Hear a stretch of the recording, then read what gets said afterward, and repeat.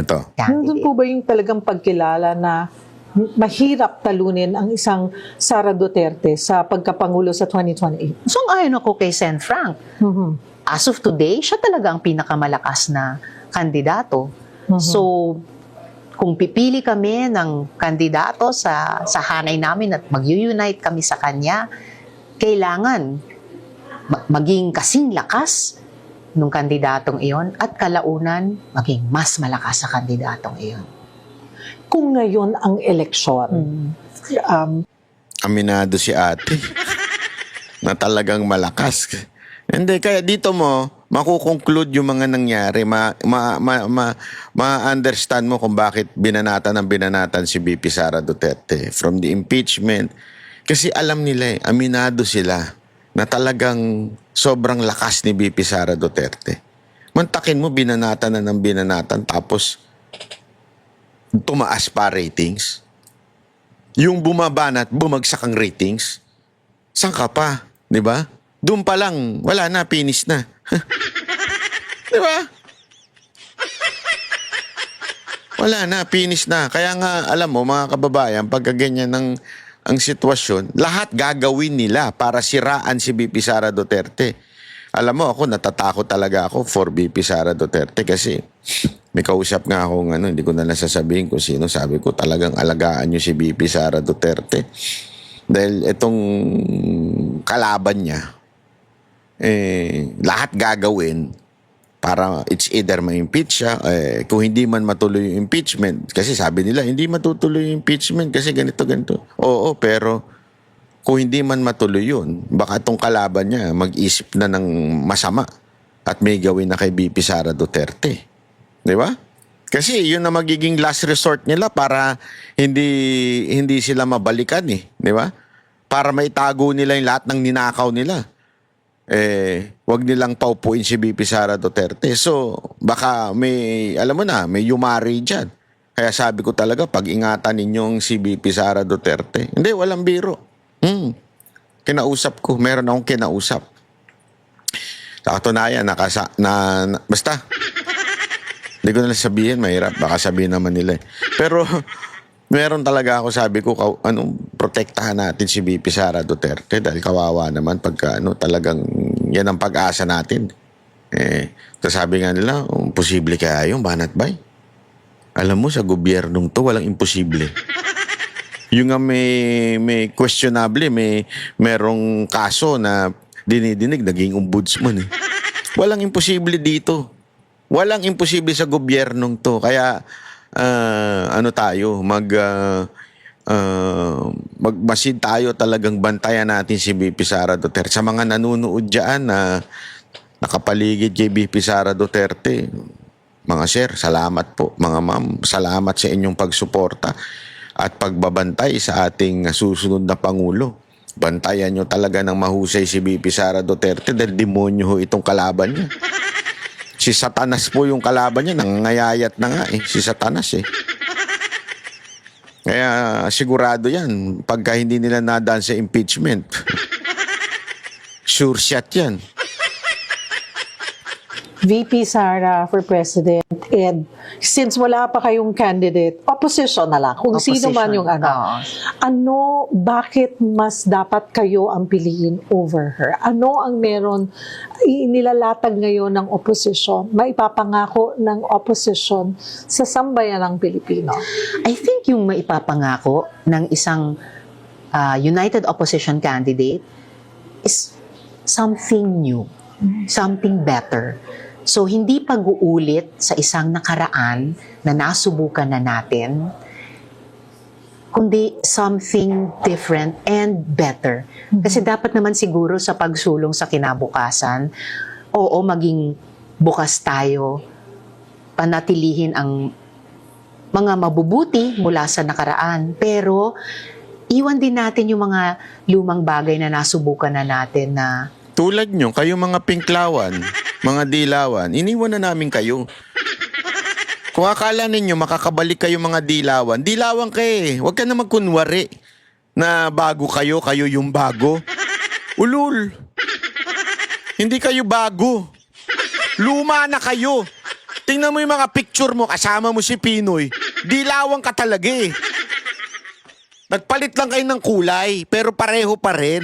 Ang karakas ninyo, same. Kaya yung sinasabi ninyo, iwanan natin yung nakaraan. Tama, iniwan na namin kayo. Huwag na kayo magpiling-piling na kayo yung bago. We want something better. At yun yung, Kaya nga namin di kayo binoto dahil better eh. yun yung ika-craft ng opposition. Ano yung something new, something different, something much better than we have experienced in the past. Yung may tunay na compassion, malasakit. Importante Sa bansa. yung pagmamalasakit. Naks naman si ano, talaga nakikisa. Feeling talaga nila sila yun ano. Feeling talaga nila sila yung mga may malasakit. Anak kayo ng weteng, oh. Malasakit? Kayo? Kamusta yung PhilHealth? Ontiveros, kamusta? Yun ba yung malasakit mo? Sa bawat kababayan, isama natin yung strength na binanggit mo kanina kasi kailangan malalakas tayong lahat at malalakas yung mga leader natin para bakahin yung napakaraming mabibigat Agoy! na hamon. Kailangan magpoprotekta kasi deserve naman ng ating mga kababayan to feel secure, to feel Agoy! safe. And ayun, something better para mapalakas pa rin yung pag-asa natin. Agoy! Poprotektahan mo ba kami? Oo naman. Bilang kababayan, Ano, ito ba yung mga ako, nagtatanong lang ako, TV5 ba? Ito ba yung mga paid interview? Tayo na mga tanong halata. Baduy. Baduy. Ito ba yung mga paid interview? Yung totoo ha, ako nagtatanong lang naman ako, wag naman kayo magagalit ha. Ito ba yun? ayan pa lang. Oo, poprotektahan Oh, let's ko kayo. May ganun. Halatang halata, oo. Ay, alam mo kasi feeling ko ngayon nagliligawan na eh. Nagliligawan na. It's either si John Vic Remulla o si Ontiveros. Nagliligawan na sila sa isa't isa. Yeah? Halatang halata yung kanilang galawan. It's either, siguro, iniisip nila, compromise tayo. John Vic, tapos ang Vice President, itong si Ontiveros. Diba, tandaan ninyo, yan ang kanilang, yan ang sinabi ni Ontiveros, okay din ako sa Vice President, diba? So, ewan ko. Alam mo, John Vic, ako sa'yo, sumipsip ka pa ng sumipsip. Ang todo-todo kay Marcos. Tapos wag mong piliin si Ontiveros. Alam mo bakit?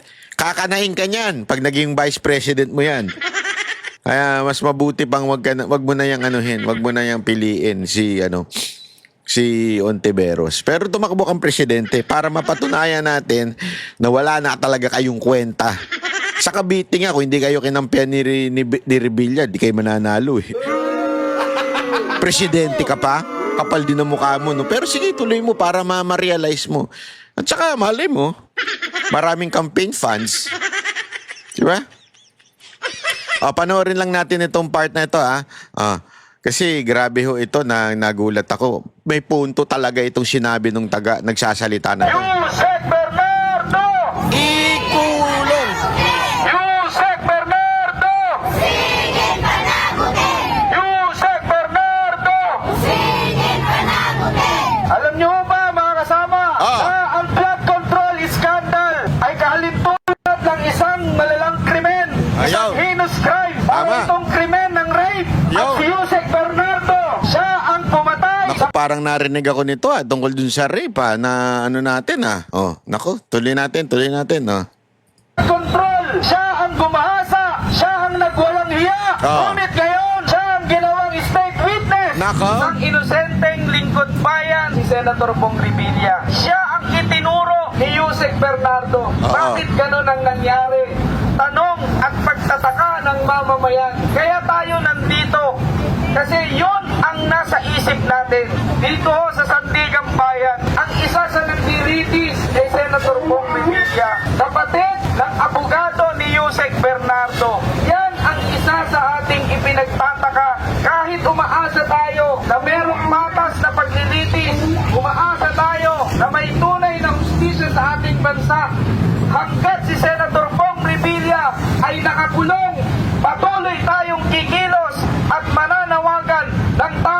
hustisya para kay Senator Bong Revilla. Yusek Bernardo! Singit panagutin! Yusek Bernardo! Alam mo, ang tindi nito ni, ni Bernardo, ha? Kasi mantakin mo, siya daw yung key witness. Di ba? Ikaw na nga yung nagnakaw, ikaw pa key witness. Paano nangyari yun? Key witness sa sariling kasalanan. Ano ba yun? Di ba? Eto, kung nagsisinungaling na sa batas, katulad ni Bernardo, paano mo maasahan na may mga magsasabi ng totoo, di ba? Paano mo maasahan na itong tao na ito magsasabi ng totoo? Kung siya nga mismo nagsisinungaling, di ba? Alam mo, itong ginagawa ni Bernardo, napakahusay niya. Siya yung gumawa ng krimen, pero siya ang may VIP pass. Sa DOJ na lang At binantayan pa talaga At dun sa Blue Ribbon, binantayan talaga. Hindi hustisya yung mga nangyayari. Isiniwalat na mga kauri ni Bernardo sa Senado, yung hearing. Tapos nirewardan sila. Anong klaseng yan? Di ba? Siniwalat din sa Senado Pati, tapos biglang siya pa yung bibiyayaan. Kumita ka na sa krimen, kikita ka pa sa testimony. How to be you. sabi nga.